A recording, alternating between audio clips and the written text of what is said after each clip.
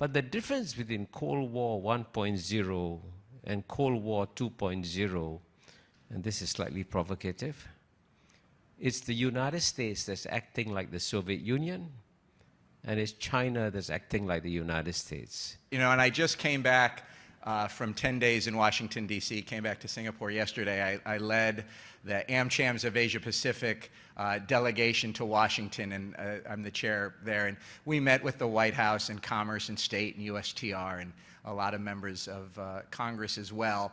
And I think the mood in Washington is that like U.S. China relations are at their lowest level since at least 1989, and possibly back to when President Nixon first went to China to normalize. And that unless there is some course correction, either by Washington or Beijing or both, we are headed towards a Cold War between the U.S. and China. And the way I think the U.S. business and investor community is looking at China today is that they're in one of three Ps when it comes to China. Either there's a pause when it comes to China, so you keep your ongoing investments in business there, but you don't add anything new. Some are pulling back, where you stay in China, but you pull back and you bring more investment into Vietnam, into Thailand, Indonesia, Malaysia, Mexico, Eastern Europe, wherever it may be. And the third P is pull out. And we're not there yet. We're not where the U.S. companies and investors have done in Russia in relation to the Russian invasion of Ukraine, where they've pulled out of Russia. They haven't done that yet with China. But it's something they're all worried about and considering. And so that's kind of the geopolitical framework we head into, and we've never had more tension before from the investor community. And no better person than Kishore Mahbubani to help us understand this. No one really understands U.S., China, India, and Southeast Asia like Kishore does. So Kishore, how are you looking at geopolitical risk today? Well, unfortunately, I agree with you that if you can imagine two trains that have left the station and are heading at full speed towards each other, that's the U.S.-China relationship. Clearly, a major geopolitical contest has broken out. And the sad part about this geopolitical contest is that it's both inevitable and avoidable.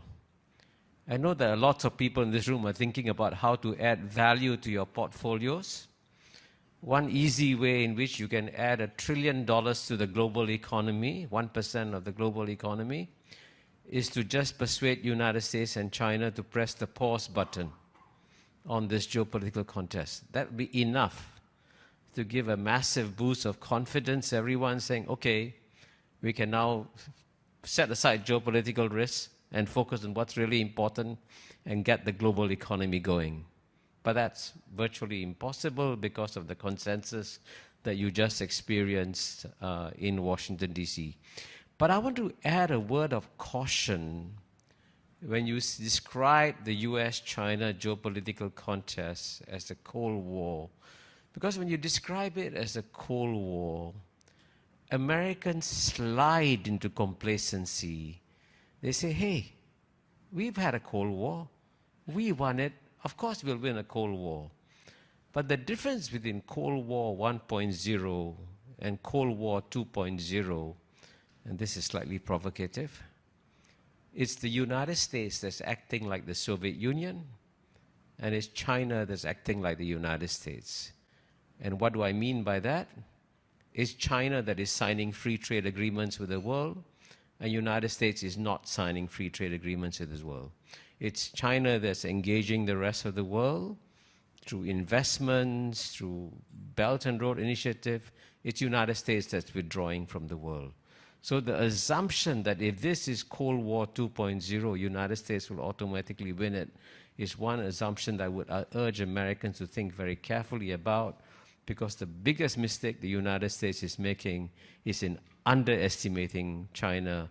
And the only problem about China has only been around 4,000 years. It's seen everything. It will ride through this contest too. And on that point, you see a change in some ways from the Trump administration to the Biden administration. In some ways, it stayed the same. The tariffs that Donald Trump put on China are still in place.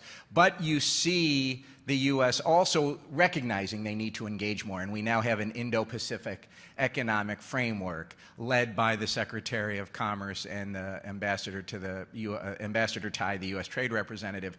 Do you think that that's going to, that the Americans have taken the lesson that yes, China has been engaging there in the Regional Comprehensive Economic Partnership where Americans not in TPP, and we have to do more, and the Americans can course correct a bit? Well, I think the more thoughtful members of the Biden administration, I mean, I'll give you an example like Janet Yellen. I mean, she's one of the world's best economists by far. And it's Economics 101 that tells you that all these American tariffs on Chinese products are not hurting the Chinese at all. The Chinese trade surplus with the United States has grown, hasn't gone down after these tariffs. In fact, these tariffs are hurting American consumers, American workers, American competitiveness. And so if you ask Janet Yellen in private, I'm sure she's saying this tariff should be removed right away, right? But she cannot, precisely because of this economic consensus. And so while the more thoughtful members, and I must say, to be fair, the Biden administration is a huge improvement over the Trump administration. I mean, the people in the Trump administration were downright nasty towards China. The people in the Biden administration are still trying their best to improve, if they can, their relationship with China, but their hands are tied by the political consensus. But when you come up with things like Indo-Pacific Economic Framework, it's good that they're doing it, but there's nothing there, right? There's no substance there. There's no trade agreement there. And by contrast, you know, the trade within China and the rest of the world, and certainly with Southeast Asia, is growing by leaps and bounds. Let me just give you one piece of data. In the year 2000, U.S. trade with Southeast Asia was $135 billion, more than 3 times China's trade with Southeast Asia. You fast forward to 2021, U.S. trade with Southeast Asia has gone up significantly from 135 billion to over 300 billion, an increase of 2.5 times. China's trade with Southeast Asia has gone from 40 billion to 800 billion, increase of 20 times. And this is just the beginning, okay? What you're going to see in the 21st Asian century is a massive explosion, right, of economic productivity and gains in Asia. And China will be part of it, and United States will be left out of it unless it really seriously has a long-term, comprehensive economic engagement policy with the region, which, by the way, we want. We want the United States to be engaged in this region, but it doesn't have a strategy for doing so. Yeah, but if you look at what China's actions are in the region, yes, they are moving forward on economic integration, but they've also been, you and I have debated whether the word should be assertive or aggressive, but look at their actions in Hong Kong. Look at China's actions in the militarization of the South China Sea. Look at China's actions on the border with India. Look at what China's, you know, we can say whether they're provocative or not, but certainly China's actions went with regards to Taiwan. So where do you see the region looking at China versus the region, when I mean region, Asia ex-China, looking at China versus the United States? Yeah, I'm really glad you raised these points, because they make an important point that I think all investors should understand. If you are going to understand this region through the lenses of the Anglo-Saxon media, you will completely misunderstand what's happening in East Asia, because they have a very jaundiced, black and white view of what is happening here. I mean, you take the first example you mentioned, Hong Kong. It's such a big deal in the Anglo-Saxon media. Name me one Asian country that's saying anything about Hong Kong. As far as the Asians are concerned, Hong Kong was a British colony that was illegally seized by the British in the humiliating Opium War of 1842. China's are just rectifying a huge historical humiliation by taking back Hong Kong. And Hong Kong is just part of China, right? So that's the reality, in the same way that Goa is part of India, right? So it's important, therefore, if you keep reading the Anglo-Saxon media, you get a completely distorted view in what, and this is an important point again to emphasize, okay? The world's population is 7.8 billion people. There are 1.4 billion people in China, 1.3 billion people in India, 700 million in ASEAN. And this is what I call the new CIA, China, India, ASEAN. These will be the three major growth engines of the world. And guess what? You read the Anglo-Saxon media, you'll never understand the CIA and what's happening in this region. And let me give you one statistic. Between 2010 and 2020, let me ask you a simple question. The European Union has a combined GNP of $15 trillion. ASEAN has only got $3 trillion. In the 10 years between 2010 and 2020, who contributed more to global economic growth? Was it the European Union or was it ASEAN? And the answer is ASEAN. And nobody knows anything about ASEAN. So what you have here in this region is a culture of pragmatism that is preventing wars like Ukraine that's going to drag down the United States and EU. You keep on fighting wars, we keep on trading. And the Anglo-Saxon media will never tell you that this is all happening in this region. But do you see any risk in terms of India-China? You know, there's an article in Reuters this month, a couple weeks ago, where it shows that many Chinese firms have struggled to do business in India since the border clash of 2020. More than 300 Chinese apps have been banned in India. You just had China's Great Wall Motor had to shelve plans to invest $1 billion in India because it couldn't get the regulatory approvals from the Indian government. So how do you see China and India tensions playing out, and then what would that mean for investors as they look at going into India, either through China or through the United States or through ASEAN? Well, I would say the China-India relationship is complicated.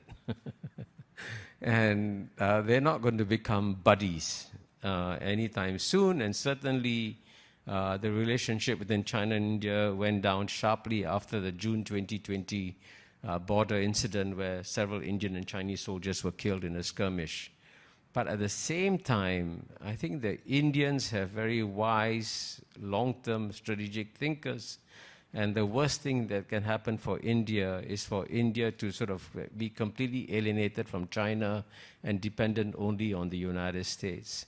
And I just had a recent conversation with a leading Indian strategic thinker who said, the best position for India to have is for India to have better relations with China and better relations with the United States than the United States does with China, because that puts India in the pole position in this triangular relationship. And even though the political relations between China and India are not good, trade between China and India has continued to grow. Investments are having difficulties, but I think that in the China-India economic relationship is not critical, but what is critical is a certain degree of political stability and predictability in that relationship. And here, in some ways, the Ukraine war may have helped to stabilize the China-India relationship, because when the West criticized India very heavily for not condemning Russia's invasion of Ukraine, when the West condemned India for continuing to buying Russian oil and continues to criticize India for continuing to buy Russian equipment, so the Indians said, okay, you don't like what I'm doing? I'll go independent. What are you going to do about it?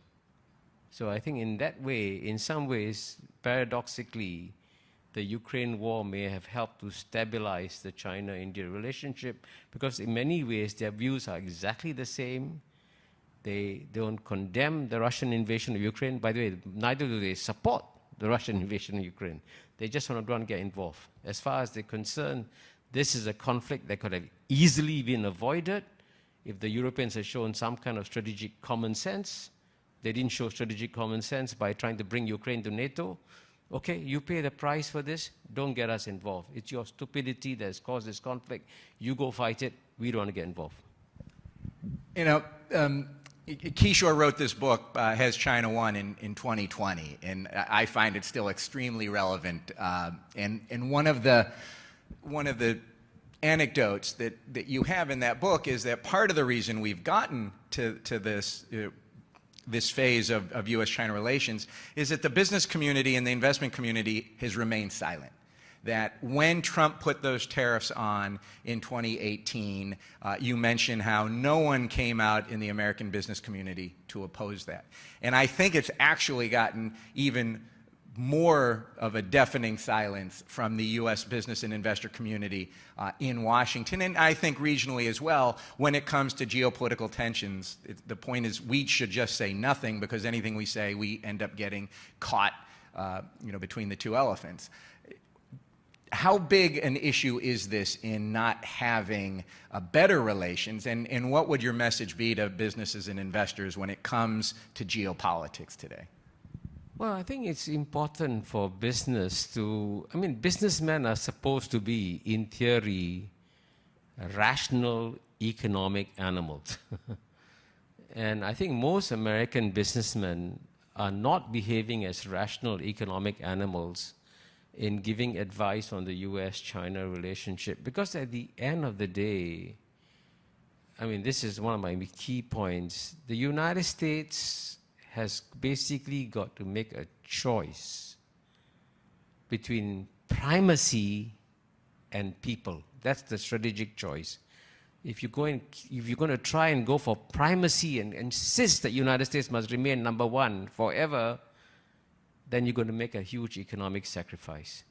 But if you want to improve the well-being of your people, and United States is the only modern developed country where the average income of the bottom 50% hasn't gone up in 30 years. If you want to improve the condition of your people, you don't try to push down China, you work with China. So if you look at it logically as rational economic animals, it should be the business community that say, let's take care of our people, let's take care of our own business interests, let's work with China. This doesn't mean kowtow to China, by the way. It just means you just work with China and don't try to stop China from becoming number one, because it is a mission impossible. And so in my closing question, very briefly, so as you see the geopolitical framework developing and its trajectory, what's your message for how the investors in this room, who are predominantly investing probably in East Asia, Southeast Asia, South Asia, what's your message to them when it comes to geopolitics and investing? Well, I would say read my latest book, which is a free book. It's called The Asian 21st Century, and it's been downloaded 1.88 million times in 7 months this year. And the big message to Americans is a very simple one. If you decouple from China, you're not decoupling from China. You're going to end up decoupling from Asia and the world. Because China is integrating itself massively with the rest of the world. And I believe in the long run, this is why I go back to my first comment at the very beginning, my first provocative comment, is the United States that behaving like the Soviet Union in decoupling itself from the world.